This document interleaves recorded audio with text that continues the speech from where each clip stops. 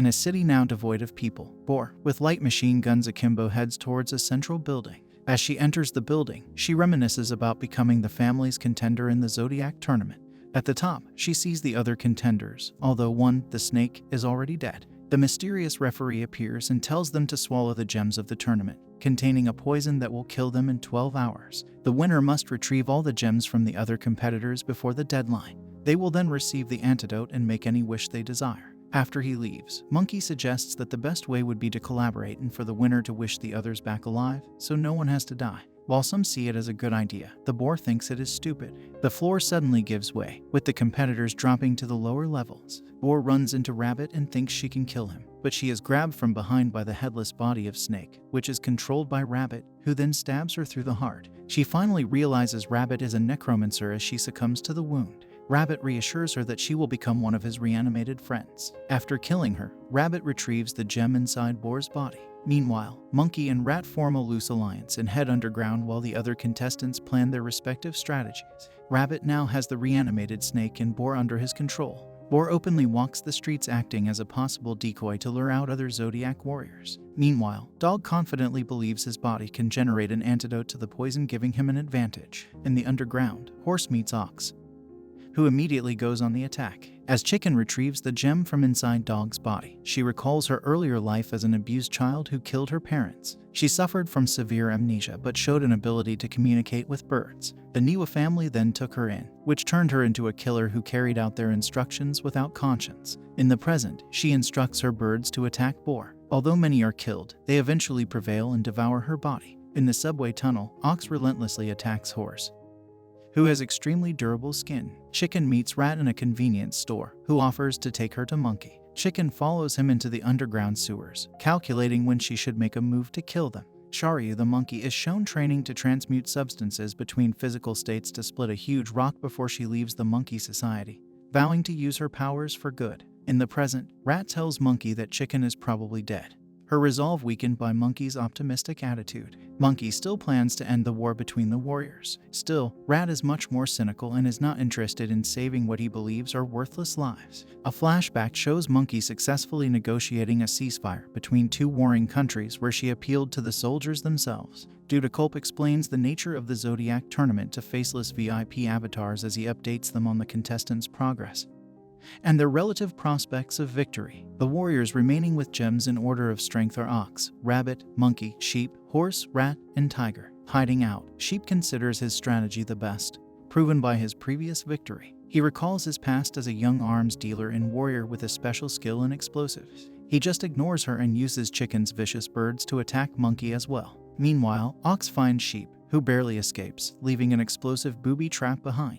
Horse is still alive but wounded and emerges from the underground, shocked by Ox's attacks. The headless Snake pursues Rat with a flamethrower, and Rat finally realizes that Snake uses the sound of his movement to follow him. Sheep comes across a drunken tiger in a park, considering her a minor threat until she easily detects his concealed presence.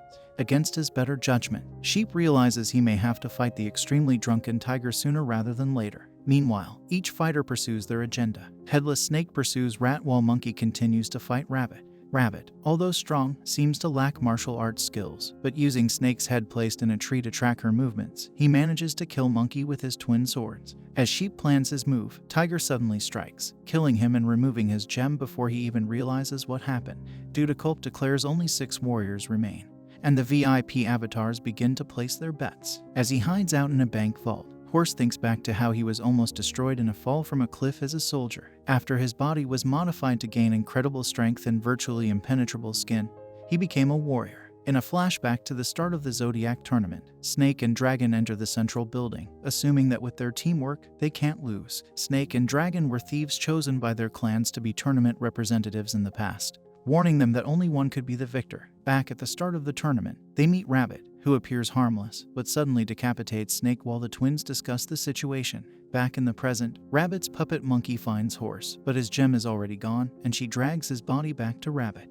Meanwhile, Tiger encounters the headless Snake. She severs his arm and relieves him of his tank of alcohol, which she promptly starts drinking. Snake seems immobilized, so she walks off, but Ox arrives and severs Snake's other arm. Dragon watches as Snake's severed arms strangle Ox and Tiger. In a flashback, Dragon and Snake are being tried for crimes that damage the prestige of the 12 houses. Both sides engaged them in a deal involving criminals supplying orphans to a pharmaceutical research facility for illegal experimental drugs. However, they decided to betray their clients and take all the money themselves, destroying the facility and killing everyone inside. They also accepted money to destroy surviving witnesses, although they sometimes distributed the fortunes they stole to the poor. Their good intentions often backfired, making the gestures quite hollow. As Dragon floats high above the warriors engaged below, Rabbit's puppet monkey throws Snake's head towards him. This distracts him long enough for Rabbit to jump up and slice him in half, leaving only 3 other warriors alive: Rat, Ox, and Tiger. In a flashback, Tiger Canny is chosen at her family's area-style martial arts dojo as the representative to go out and fight as a warrior, fulfilling their philosophy. However, she found that the battlefield was not a place of righteous battle and honor but a killing field, and sought relief in alcohol.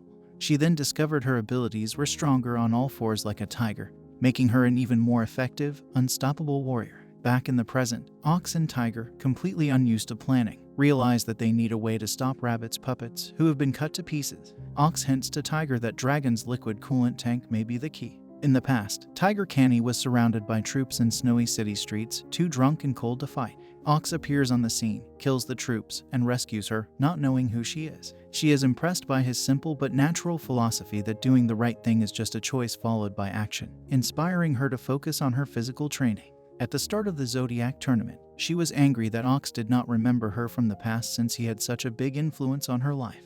Back in the present, Rabbit's severed arms holding a sword attack Ox. Without thinking, Tiger pushes him out of the way and is stabbed instead, even though she reasons that Ox would have been able to defend himself. Rabbit and his puppet's body parts attack Ox and he flees, taking the mortally wounded Tiger with him. Rather than die by Rabbit's hand and become a puppet, she asks Ox to kill her, and he agrees, but only as a result of a duel. Rat presents the 11 gems from the other fallen warriors to Dudekulp and is then asked to recount his tournament experience. He is reluctant to discuss it and decides to leave. However, he has multiple visions of being killed if he does and realizes that he is trapped. Rat explains that he can simulate 100 scenarios before taking action.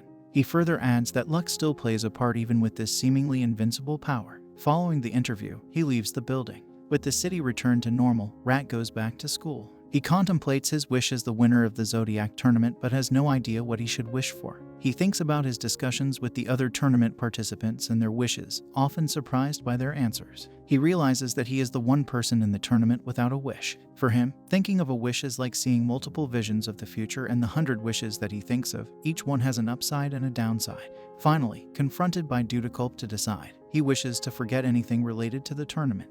He returns to school the following day, sitting at his desk and dozing off as usual. However, another student remarks that he appears fulfilled, as if he doesn't want anything in the world.